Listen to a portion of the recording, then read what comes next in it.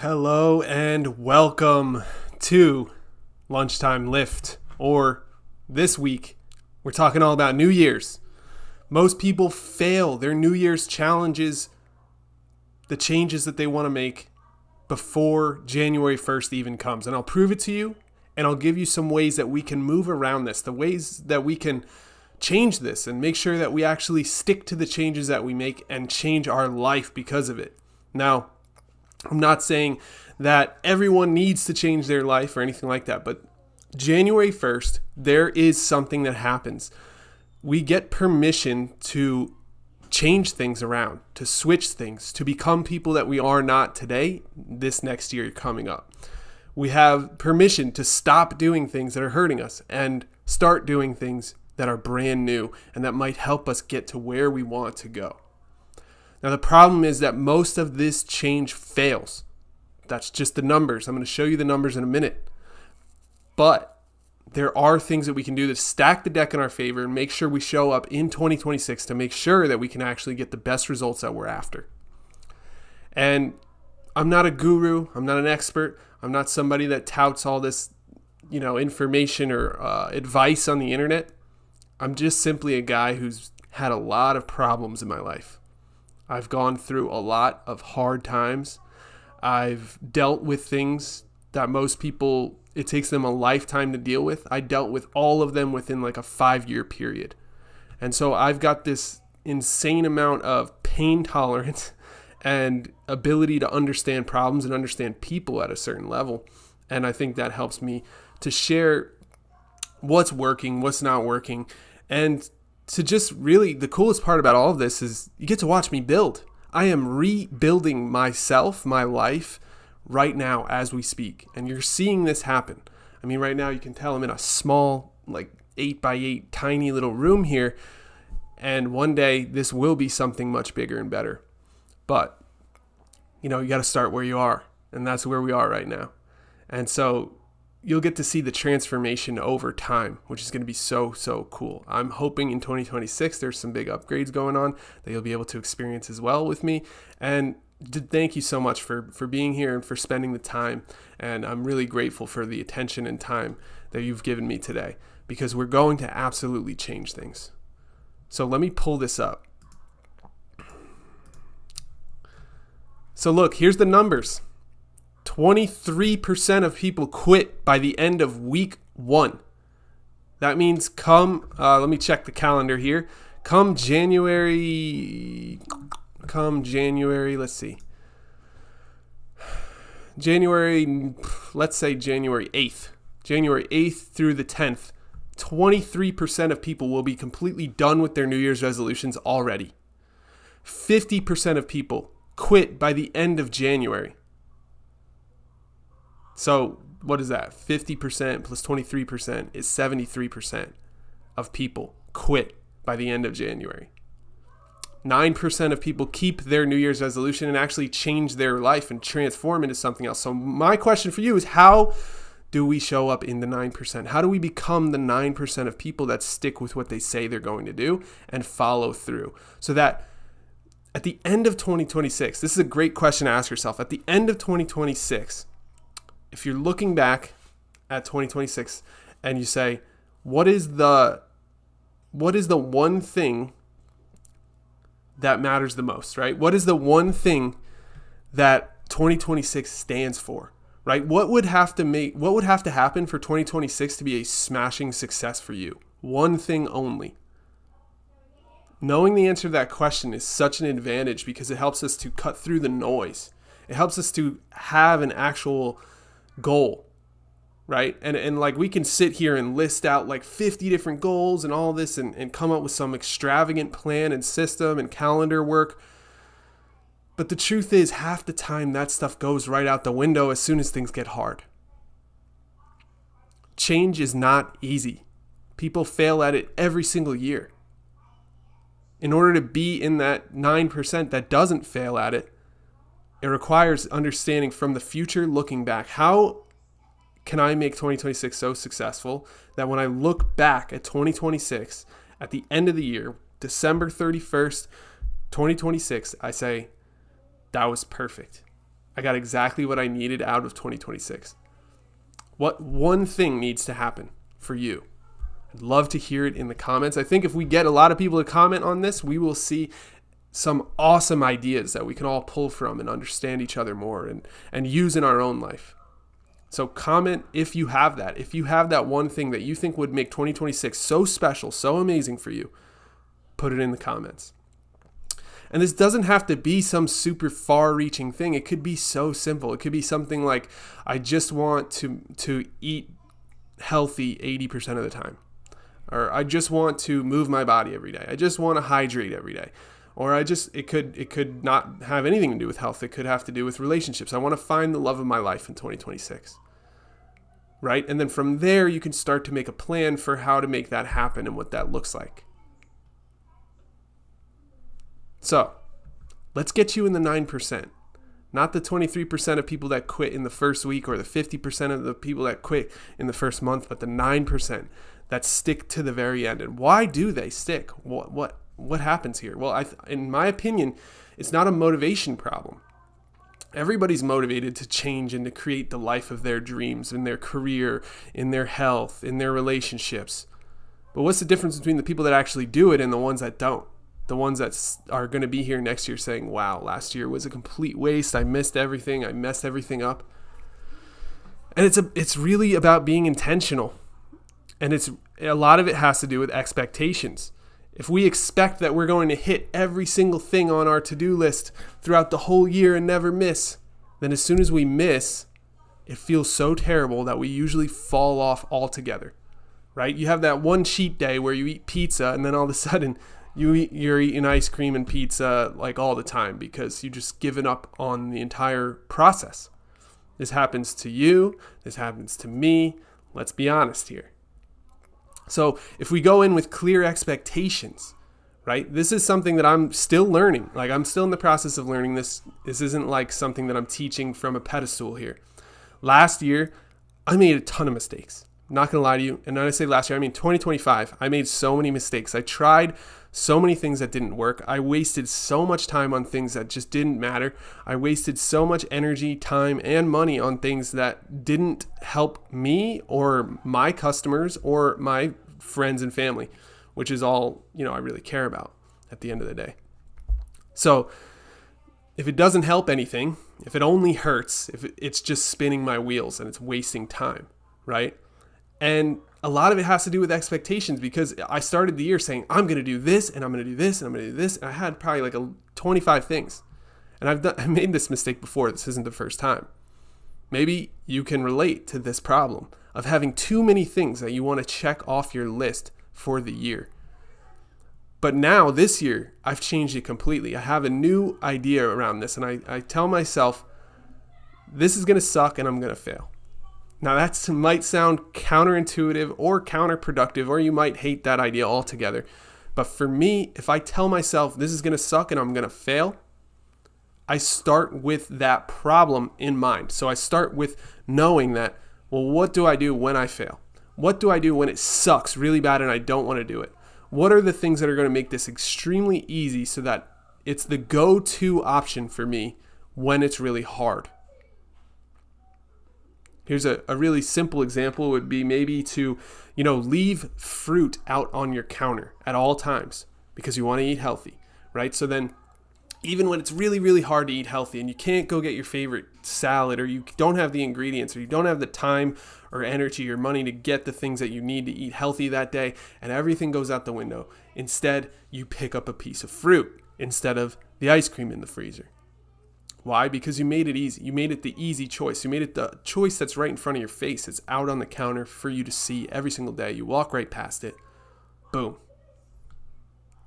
And if you think ahead of time, I'm probably going to fall off. I'm probably not going to be able to stay super consistent 100% of the time, right? If you're a human being, it's almost impossible to stay 100% consistent unless you're a robot. We're just not built to do the same thing day in and day out, no matter what. There is going to be variance. There is going to be times when it's too hard or it's actually impossible for you to do that thing. Unless, of course, you pick something that's so like easy to do that there's no problems at all. But that's a completely different thing. I think we're all thinking about the similar things that we can do in our life that are the right amount of difficulty for us, and also, maybe we won't be so hard on ourselves. Maybe we make it so it's not insanely like impossible. For me this year, one of the main things that I want to do, just to share with you and be open about this, is I want to continue doing what I've been doing. I want to continue going live every single day. I want to post videos every day. I want to connect with people every day and talk to people, especially people who are dealing with Lyme disease, chronic illness, co-infections, all of the tick-borne illness infections that I've been studying for a decade now and helping people get better from. I want to continue doing that in a massive, massive way. I want to step that up and just continue doing what I'm doing basically, but at a higher level, and just keep going. So for me, all of my systems are built around continuing down the path that I'm already on. And that feels a lot better than in past years when I was like, I got to change everything starting January 1st. So I'm going to eat like crap all the way up till January 1st. I'm going to not have, my relationships be good until January 1st. I'm going to not, move my body until January 1st. I'm going to not work on my business till January 1st. That doesn't work, right? That's simply like just delaying and procrastinating the things that you need to do. And I've learned this the hard way over many times messing this up, right? I'm the type of, some people, they need to touch the hot stove. They need to make the mistake in order to understand the lesson. I'm that type of person. And I'll be completely honest, sometimes I need to touch it 2 or 3 times, right? I mean, I'm just being real with you. I've made a lot of mistakes. I have a lot of problems. I'm by no means better than anybody. I'm learning as we go. And you're watching me build back better in real time. So here's the big New Year lie that everybody tells all the time. We're taught that change should feel exciting, that motivation should carry us, and that January 1st flips a switch. It does flip a certain switch. And to me, that switch is more cultural than it is actually motivational. Like it's culturally acceptable to change things on January 1st. You can say, I don't think I'm going to go to your event because I'm doing this new thing where I'm not going to drink or whatever it is, right? I'm just thinking off the top of my head here. But it's socially acceptable to turn things down because you're doing this new thing in your life. You're turning over a new leaf. You're starting something new. So it's socially acceptable, which is excellent. That's a great start. It makes it a great time to do this. Not only that, it's also a time when things slow down, right? If we're being completely honest, the holidays are upon us. People are slowing down. There's not as much going on. Work tends to slow down. People tend to be out of the office a little bit more. There's holidays. The kids are home from school. And so this is the perfect time to A, reflect on last year, and then B, plan for next year. And so it just works out like that it does tend to be a good day to do this. So I'm not saying that I'm completely against New Year's or January 1st. In fact, the opposite. I love New Year. It's my number one favorite holiday. But I think the mistake lies in putting so much weight on January 1st that you don't do anything up until January 1st, and you expect too much. You expect to be able to do all of these things differently because you get in that motivated, ramped up state where you're like, I'm going to do it. I'm going to change everything. They said I could do anything that I want with my life. And that is true. You can do anything. You can become anyone, but you can't be everything and everyone, right? We've got to pick and choose. Ideally, there's like 1 or 2 things that are just huge and would make your year an absolute smashing success. So if you get to the end of 2026 and you look back, what is that 1 or 2 things that's going to make you say, wow, I did it? That's the thing you want to focus on. And I heard a really, really good question as well when it comes to reflecting on 2025. I heard this question this morning. I wrote it down. I thought about it for a long, long time. Not sure that I even have the answer yet for me, but let me share it with you because it's going to help you. Maybe it'll help you, think about 2025 and close out 2025 in your mind. Here's the question. If somebody was watching your life as a movie, right? Pretend your life is going on a movie screen and everybody's watching it. What would the audience be screaming at the TV or at the theater, at the screen, right? Like in a scary movie, they're like, "Get out of the house! The guy's in the cupboard. The guy's in the closet," or whatever. Or if it's like, "Just dump that guy. He sucks. Like he's not doing what you need him to do." Like the character in the movie is getting, it just has a terrible relationship, and that people are screaming at the TV, "Dump that person," right? Or in the area of health, maybe it's, I don't know what you would scream at the TV in the area of health, but maybe like, get the treatment that you need, do that. You have to go to the doctor. You have to go do that thing. Maybe it's keep exercising. If you stop, you're going to fail at whatever the main character in the movie is doing.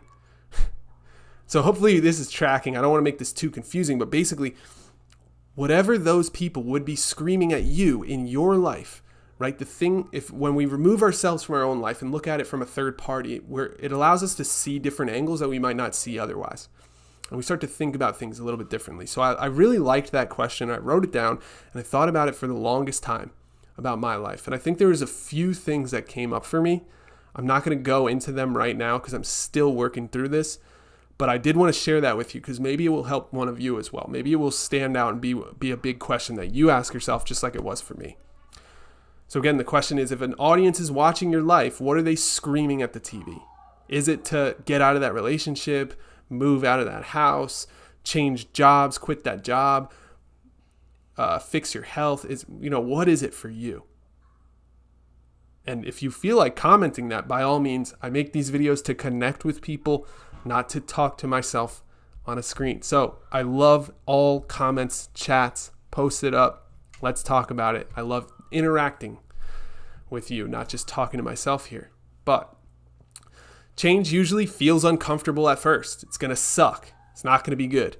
And your brain prefers familiarity over improvement, right? Even though you're telling yourself my life will be better if I do these things, your brain is like, but I've always done that thing. I'm just going to go do that thing. It's so much easier, so much more comfortable. The brain is wired to save calories.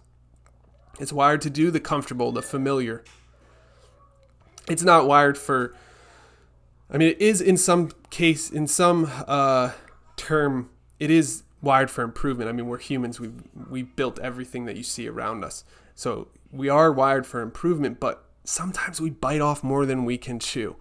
We want to improve everything all at once, and that's just not possible. But often discomfort feels like failure, and it's not. It's just a little bit of discomfort, a little bit of a hump that we have to get over in the beginning, especially. And you'll know this is true, especially if you've ever quit eating sugar. It's one of the hardest things ever. It's like you start having cravings almost immediately. Your body's like, please give me some sugar. Just give me a fruit, give me a banana, give me an apple, anything. Like your body immediately craves it. You could have withdrawal type symptoms, headaches, fatigue, sleeping, long hours, not able to really think straight. All of that can come from simply cutting out sugar. And that discomfort causes people to quit. It causes them to go grab that sugar. And so the mistake would be to go try to quit eating sugar and say, I have to stop eating sugar, and I'm going to stop eating sugar, and I'm just going to do it, and it's going to be easy. That would be kind of a mistake, in my opinion. The better option is, I'm going to quit eating sugar, and it's going to suck. Like the first week is going to be absolutely terrible. I'm going to be hungry, tired, cranky. My head's going to hurt. I'm going to feel physically ill. But I'm going to push through that first week. And having that expectation of actual reality up front is everything. That changes the whole game, because now when it happens, you're like, oh yeah, I expected this. This is normal. So let's just move through this, shall we? Instead of, oh my God, this sucks so bad. I got to quit. I got to eat sugar. And then you quit, you fall off, and then there it goes. You're one of the 23% that quit in the first week, or the 50% that quit in the first month. But we want you to be the 9% that stick with it for the whole year. And, I learned this year as well when I quit drinking alcohol again. Right? I've quit alcohol a few times. Cause then you go like, maybe it's better. Like maybe I should like drink with my friends and go out with my friends and stuff. And then I started drinking again. And then this year 2025, I was like, I'm not drinking.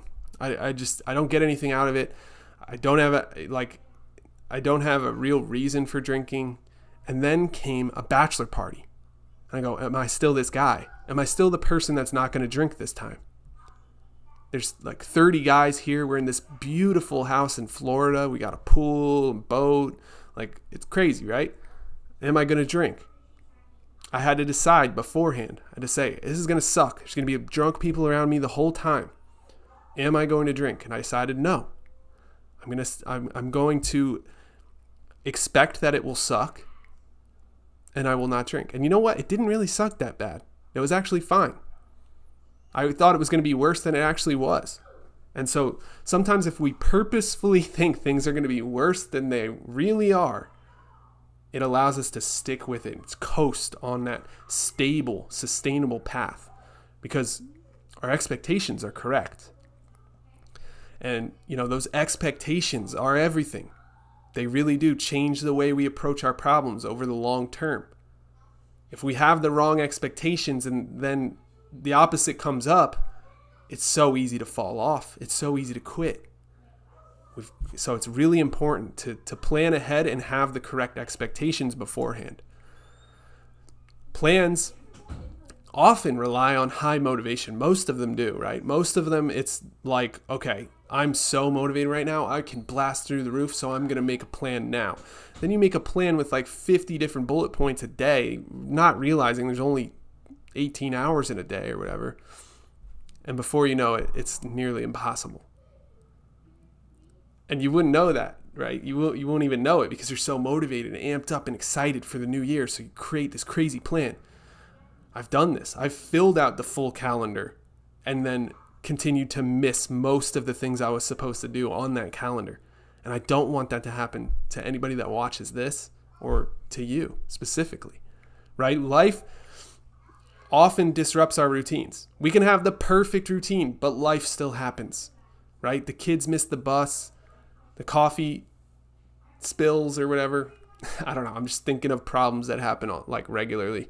The cat or the dog gets sick, a sick pet, right? These like ridiculous things that you never think about come up and disrupt the regular routine that you're hitting. And it's how fast you can get back to that routine that determines whether or not how this year will go for you. How 2026 will go for us is all dependent on how fast we get back to the routine when we fall off. Not do we have the right routine to begin with, right? You could have a 50% correct routine, right? A routine that's like pretty good, not amazing, not like the best thing ever, but it's better than most people. But if you hit it 99% of the time because you get right back on that routine when you fall off, you'd probably be better off than most people. Even the ones that have a 100% perfect plan, but then they only hit it 50% of the time. I'd rather be the former than the latter. And people never plan for low energy days, right? They plan as if they're always going to be highly motivated. They're always going to have all this energy. They're always going to be able to do everything on their list. And then life comes and smacks you in the face, right? That's just the reality.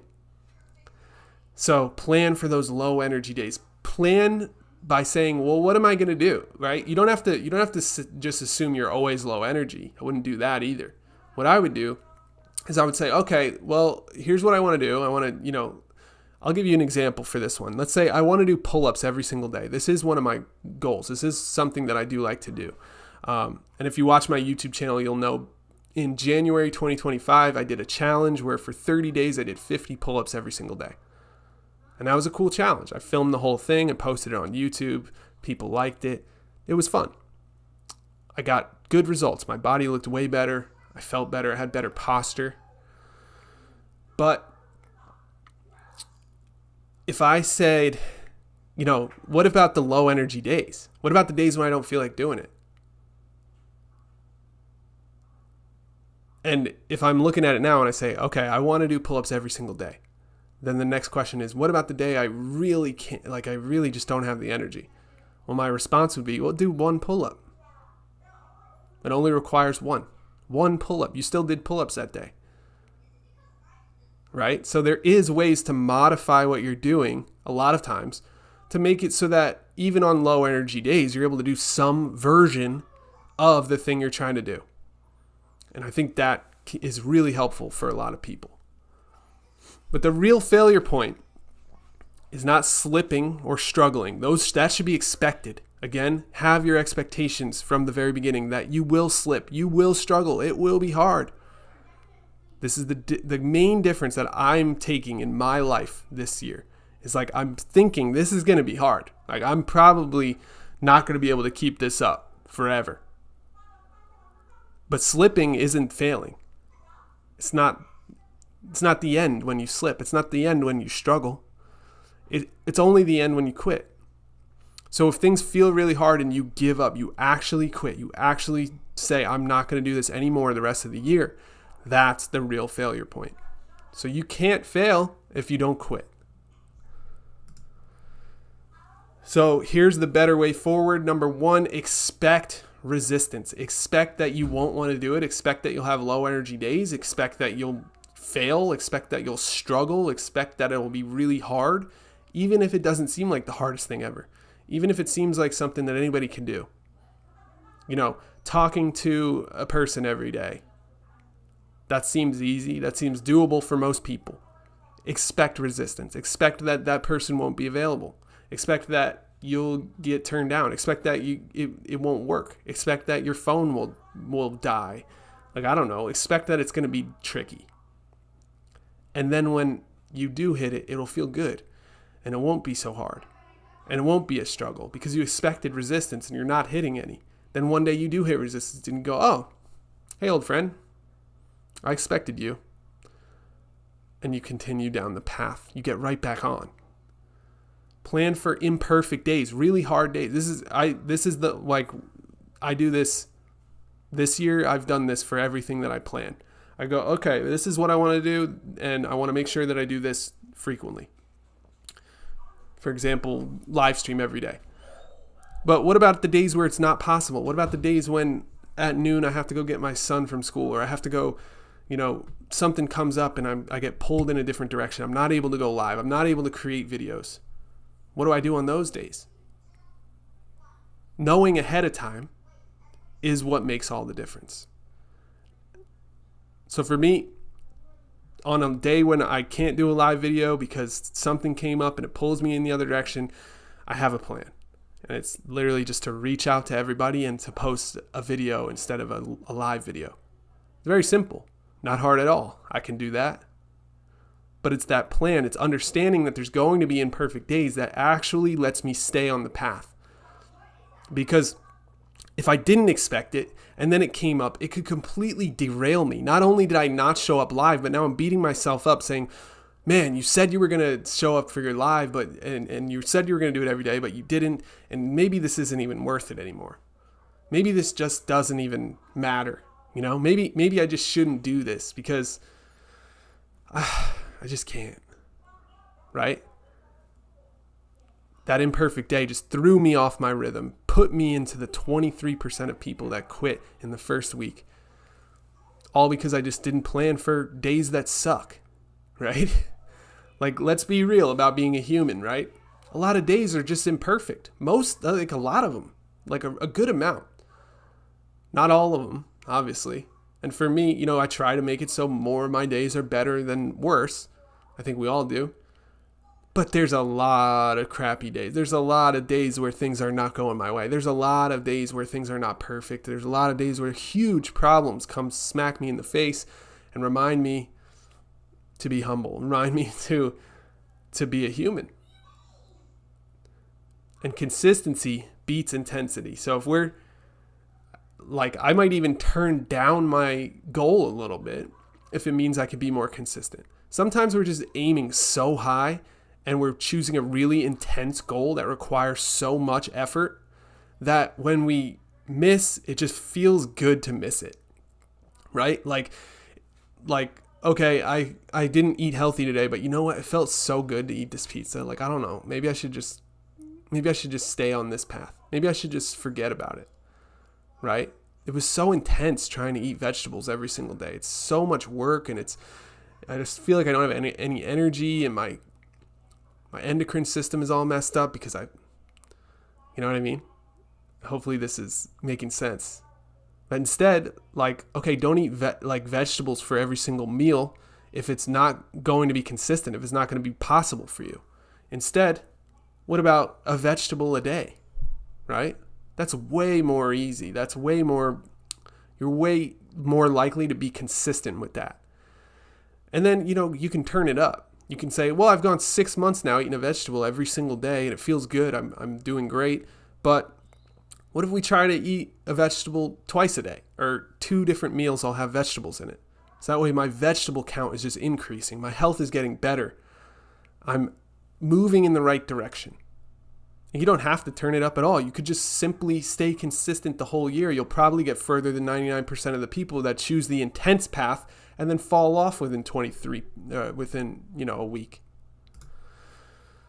So look, you don't need more motivation. You need honesty, flexibility, compassion, right? In 2026, let's be humans. Let's not forget that things are hard, that problems come up, that things happen. And let's plan for that ahead of time. Let's have those expectations ahead of time so we could show up and try our best, but not beat ourselves up if we don't hit the goal, the very, very hard goal every single day, right? Let's pick something that we can actually do. Let's stay honest with ourselves, flexible. If you can't do it in the morning, maybe do it at night. If you can't do it at night, maybe do it in the afternoon.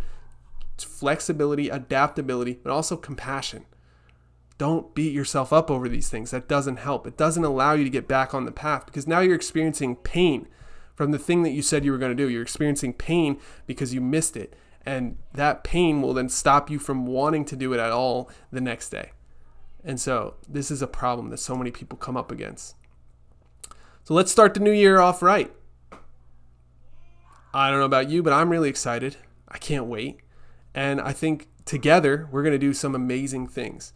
And if you're here, I truly appreciate you. I'm going live every single day this week to gear up for the new year, to share some messages about the new year, just like this one, where we talk about what it means to be a human and what it takes to hit our goals in the new year, and how to plan and also how to kind of close out 2025, how to review 2025 and use what we're learning in 2026.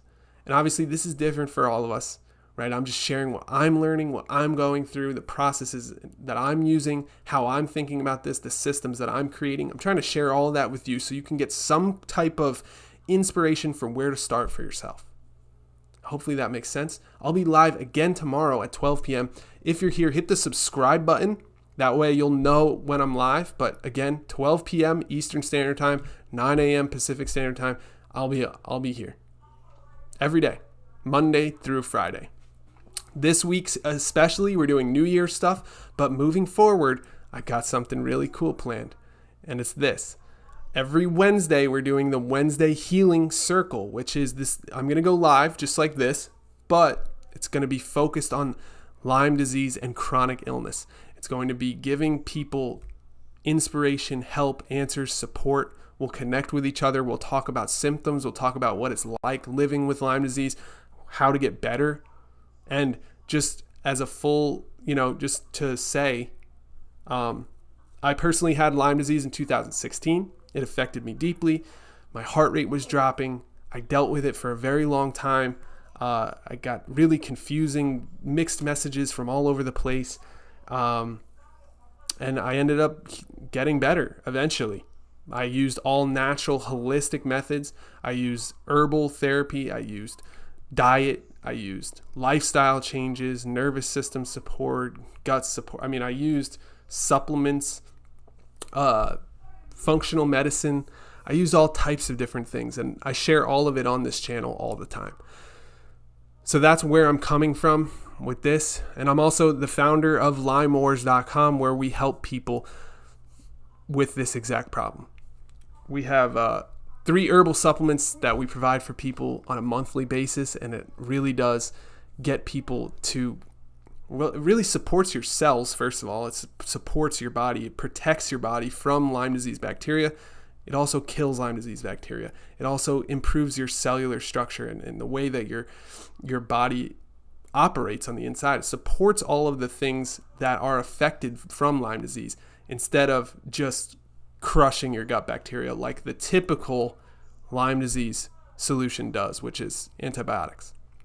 So we don't want to do that. We want to build up the immune system, and that means we have to use herbs, nutrition, supplements, holistic wellness in order to get better. And that's what I teach people how to do on this channel. But on Wednesday, every Wednesday, we're going to do the Wednesday Healing Circle, where we're going to talk specifically about Lyme disease and chronic illness, and I'm going to break down a new topic every Wednesday for you, or maybe we'll just connect and interact with each other and talk about our different problems. We'll do some problem solving, some Q&A, and we'll really dive into Lyme disease and chronic illness specifically on Wednesdays.